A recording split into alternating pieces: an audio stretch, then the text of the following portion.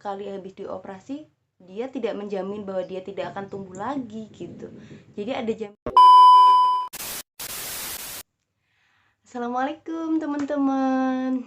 Nah, di video kali ini aku mau berbagi cerita aku, berbagi pengalaman aku mengenai waktu aku kena penyakit kista endometriosis. Tapi sebelum ke ceritanya, subscribe dulu yuk, subscribe, like, comment, and share. Jadi pertama kali aku tahu kalau aku punya kista itu ceritanya gini. Waktu itu usia pernikahanku sudah lebih dari 1 tahun. Di saat itu aku bingung, kenapa ya aku kok belum hamil-hamil, padahal aku kan nggak pakai KB, nggak pakai apapun gitu kan. Sedangkan aku ngelihat teman-teman aku yang baru nikah itu langsung hamil gitu loh. Mulai dari situ setelah 1 tahun berlalu, aku mulai bertanya-tanya kenapa gitu kan ya. Terus aku cerita sama ibu aku, Bu, kok aku belum hamil sih, sedangkan teman-temanku yang baru nikah cepet banget hamilnya kayak gitu kan. Terus akhirnya ibu aku bilang gini, ya udah coba aja periksa ke dokter kandungan gitu kan. Waktu itu sih aku bilang, takut nanti kalau ada penyakit apa atau apa gitu. Aku bilang gitu. Terus ibu aku bilang gini, kalau emang ada penyakitnya ya nggak apa-apa, itu kan berarti kita lebih dulu tahu, jadi kita bisa lebih cepat mengobati gitu loh guys. Terus pada akhirnya waktu itu aku waktu main ke rumah mertua, akhirnya habis maghrib aku memutuskan bersama suamiku untuk ke salah satu dokter SPOG di Cepu. Nah waktu itu aku ke sana dan aku ditanya kenapa, ada apa gitu kan ya. Lalu aku bilang kalau aku belum juga hamil, aku pengen hamil dok gitu kan. Ditanya usia pernikahan aku kan waktu aku ngecek itu kan sekitar 1 tahun lebih lah, 1 tahun lebih berapa bulan gitu ya. Terus langsung deh aku di USG di situ ya, dilihat di kandungan aku ada apanya.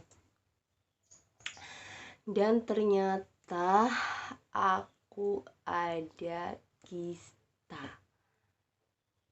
Kistanya teman-teman ya yang buat aku lebih shock banget dan ngebuat aku bener-bener nangis. Itu adalah kistanya bukan cuma satu, kistanya itu ada 3 dan letaknya di indung telur. Jadi indung telur aku kanan kiri tuh semuanya ada kista gitu loh guys. Yang satunya ada 2 kista kecil-kecil, yang satunya lagi ada 1 gitu guys. Jadi ukurannya itu sudah lumayan besar gitu loh. Jadi aku kaget, aku shock banget. Bukan hanya 1 kista yang aku punya, tapi langsung 3 kista. Coba bayangkan guys, kamu datang ke dokter kandungan ya, harusnya kamu tuh memeriksakan gimana sih, biasanya kan kalau ke dokter kandungan meriksa kayak kehamilannya gitu ya, tapi aku di situ periksa pertama dan ternyata aku ada kista. Di situ aku benar-benar merasa sangat-sangat terpukul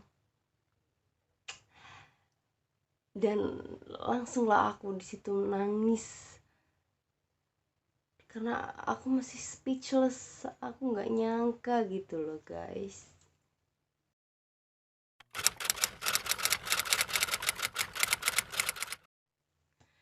Jadi sepengetahuan aku tentang kista, karena waktu itu aku bukan hanya di satu dokter sih, jadi masing-masing dokter kan menjelaskan apa itu kista, apa itu kista, kista itu gimana gitu kan ya. Nah, sepengalaman aku dan sepengetahuan aku, kista itu banyak macamnya guys. Ada kista yang bisa hilang dengan sendirinya, ada yang kista yang sangat mengganggu kesuburan. Pokoknya macem-macem gitu loh guys. Dan kista yang aku alami itu namanya kista endometriosis atau disebut kista coklat. Kenapa disebut kista coklat? Karena kistanya itu kista itu kayak gumpalan gitu ya guys. Terus gumpalan darah kayak gitu, dan darahnya itu warnanya coklat gitu loh. Kenapa namanya kista coklat? Itu karena emang darahnya itu berwarna coklat gitu. Nah, di situ aku dijelasin sama salah satu dokter SPOG di Bojonegoro. Kalau kista itu misalkan kayak gini.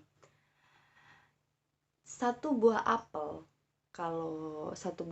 ya, kalau apelnya busuk, apakah apel itu bisa kembali utuh? Aku ditanya kayak gitu guys, terus aku jawab nggak bisa gitu kan, karena emang kalau satu buah apel yang sebelahnya busuk ya, kalau diambil nggak akan tumbuh lagi kembali utuh gitu guys. Aku ditanya kayak gitu. Terus nah, itulah ibarat kista yang sedang ada di indung telur kamu. Kebayang gak sih dokter bilang kayak gitu? Rasanya tuh di hati itu nusuk banget guys, dan itu sakit banget.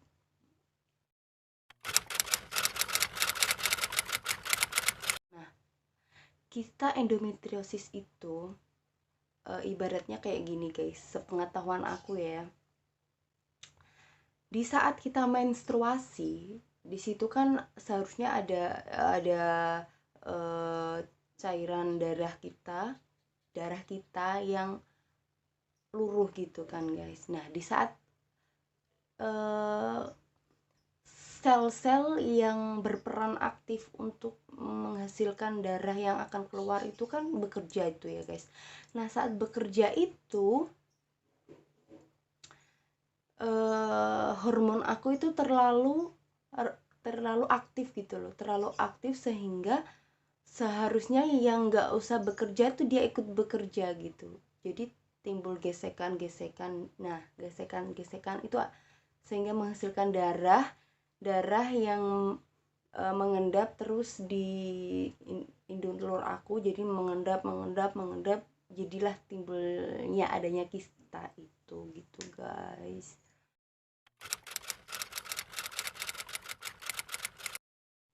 Jadi untuk tanda-tanda yang aku alami itu, yang pertama menstruasi. Pada saat menstruasi perut aku itu bener-bener sakit banget.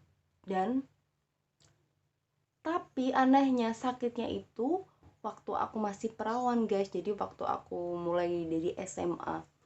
SMA itu rasanya sakit banget. Waktu itu aku pernah, waktu jadwal aku nyanyi,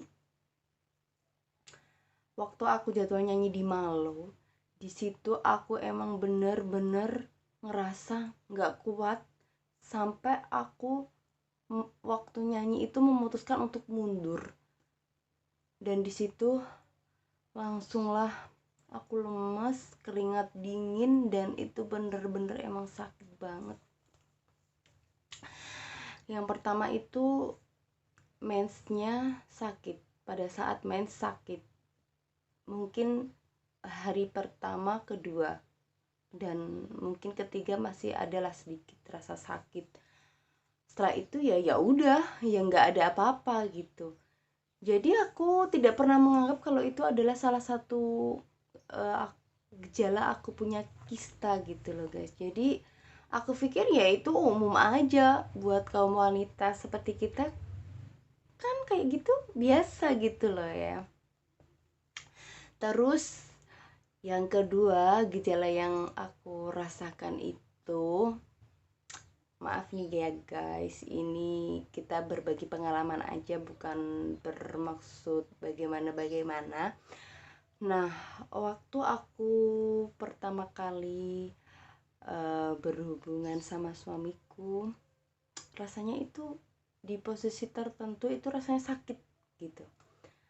Waktu pertama kali aku merasa, oh karena mungkin ini pengantin baru kali ya, jadi sakit gitu kan ya guys. Tapi sakit itu tuh berlangsung 1 tahun lebih. 1 tahun lebih itu di posisi tertentu aku merasakan sakit. Itu dua tanda itu adalah yang saya rasakan. Dan ya emang dua tanda itu, salah satu dua tanda itu adalah memang tanda-tanda kita mempunyai kista. Tapi bukan berarti kalau misalkan mesnya sakit itu ada kistanya, bukan berarti seperti itu sih guys.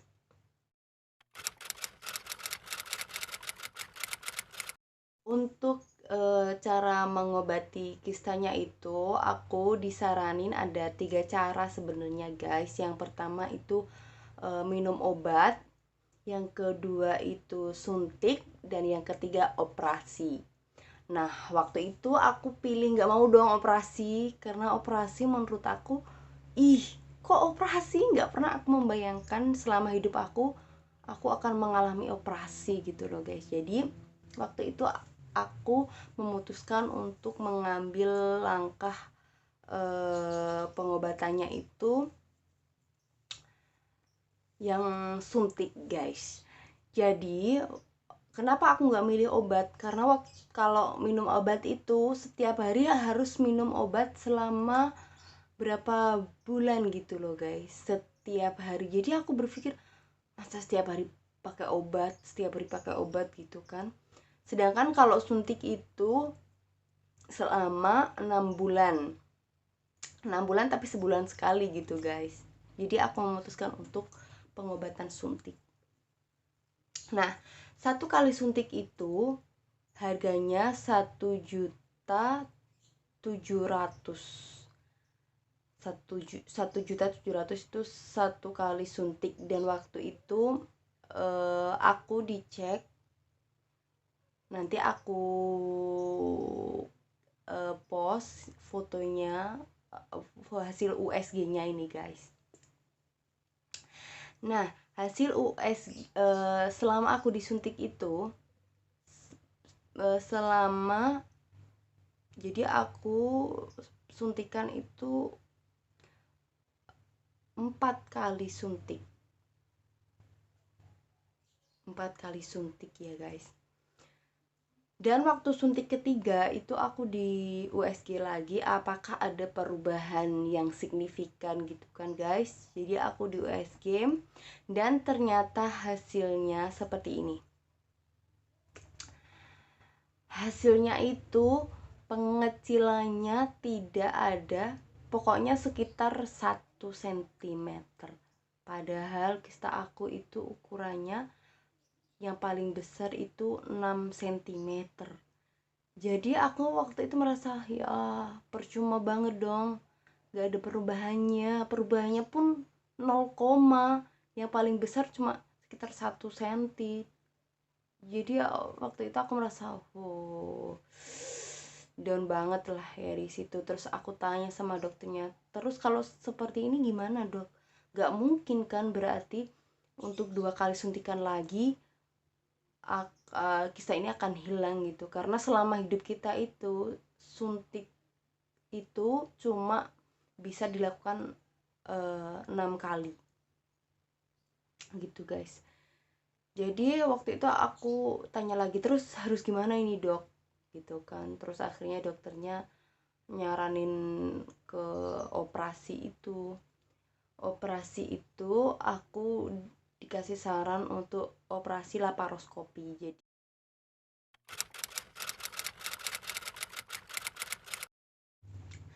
ya pengaruhnya untuk kesuburan kita. Waktu itu aku habis operasi masih harus, sebenarnya kan harus disuntik lagi. Berhubung aku itu sudah disuntik 4 kali, kurang 2 kali kan, seharusnya habis operasi itu disuntik lagi biar tidak tumbuh lagi gitu loh guys. Karena kista endometriosis itu sekali habis dioperasi dia tidak menjamin bahwa dia tidak akan tumbuh lagi gitu.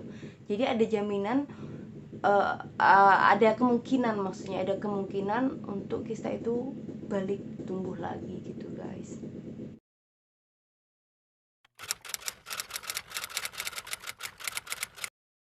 Membuat aku semangat itu adalah tentu orang tua aku, suami aku, dan semua keluarga aku yang sangat mendukung aku sehingga aku semangat menjalani ini semuanya. Jadi aku minta doanya buat teman-teman, semoga aku bisa segera hamil ya. Oke guys, itu adalah cerita aku, berbagi pengalaman buat teman-teman. Saran aku kalau merasakan pas menstruasi merasakan perutnya sakit banget, cepatlah periksa ke dokter SPOG. Walaupun kalian belum menikah ya guys. Jadi menurutku itu penting banget, karena misalkan kita lebih tahu awal, ukuran kista kita kan pasti masih kecil ya. Kalau aku ini, kista aku ukurannya udah lumayan besar banget gitu. Jadi kalau kalian masih misalkan belum punya suami, pergilah ke dokter SPOG dengan ibu kamu atau dengan saudara kamu yang membuat kiranya kamu nyaman lah gitu guys. Terima kasih teman-teman sudah mendengarkan pengalaman aku. Jangan lupa klik subscribe, comment, like, and share. Indah Purnama. Thank you. Bye-bye.